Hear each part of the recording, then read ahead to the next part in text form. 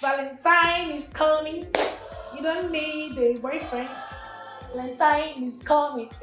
You don't need a girlfriend. Please save your money because you need is Jesus. All you need is Jesus. Okay, you're welcome to Things to Talk with Auntie Fresh, and this is our Valentine's special edition. I'm happy to be with us today, and we're going to talk about an interesting topic: love, Valentine. Well, what does Valentine mean to you? We're told that it's a season to show love to people and the rest of them.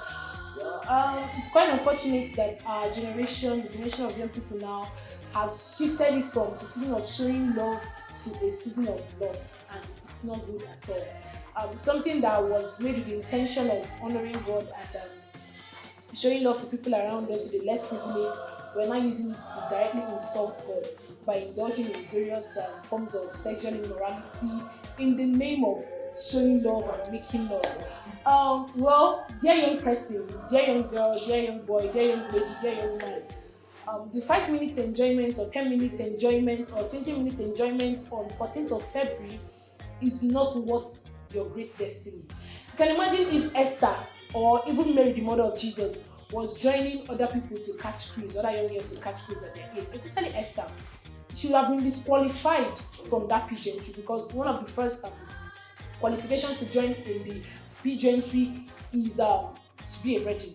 So yes, she would have been something good in life, but you see that throne that was kept for her as a queen, she wouldn't have made it. Now, okay, you'll be saying, girls, it's them that will lose, it's them that will get pregnant. If you're a boy watching this video, but let me also tell you, you know Joseph in the Bible. Yes, he had the opportunity to mess up with Potiphar's wife. And well, if he had done it, somebody would have really known, and he would have been the most popular servant, the most favorite servant, and the rest of them. That would have been the best for him, not knowing that God had prepared the throne for him to be a prime minister. So people would have been hailing him, he has made it though by being Potiphar's wife's favorite servant, not knowing that he's made for God. See, I want to tell you something. You're made for God. Don't let immediate pleasures deprive you of the great destiny, of the great future that God has ahead of you. Now, some will be saying, okay, but I've made this mistake last year or during the Christmas period, so let me just go ahead and continue. No, you don't need to continue. That's the past. You've made that mistake, but you can choose to go for a better future. You can choose not to allow your past to limit you. If only you can connect to God today, if only you can discuss with God concerning this issue. Say, God, I've made this mistake and I want to honor you with my life. I want to honor you with my sexuality. I want to truly show love by your own definition of love. God is willing to forgive you and give you a fresh start. Don't let your past limit you. Your friends will pound you, they would make fun of you, they will use pidgin English like the broken English, and they'll be like, so waiting have fun now, like say you never do them before, so waiting come before. Those kind of things. See, that's a voice of discouragement. Don't let your past limit you. God has a wonderful future for you. He has a great future for you. He has a beautiful destiny for you. And let me give us one quick advice. If you know, in fact, not that if you know, the truth is that if you go out on that day, you are definitely going to mess up. I beg, just stay at home. And you'll be like, okay, I'm not going to see any guy, I'm not going to see anybody, let me just accompany my female friends. See, let me tell you the simple truth. There is no how you go out in the rain and even your feet will be wet. You don't need to accompany them. In the process of accompanying them, you see one ex like that or one old-time friend, and before you know it, the story will change and you end up crying again. But that will not be your testimony in Jesus' name.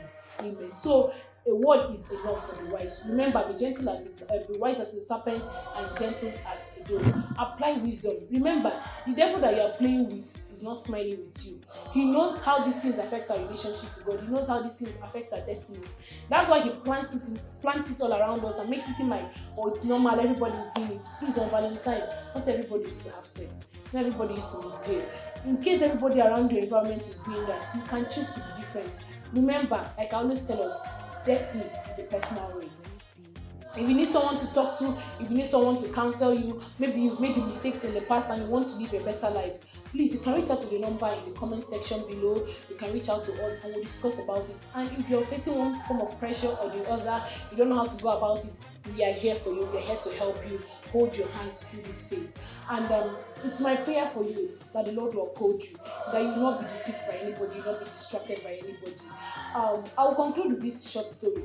A young person once told me a story of an illustration she heard someone else telling her, and it really blessed me.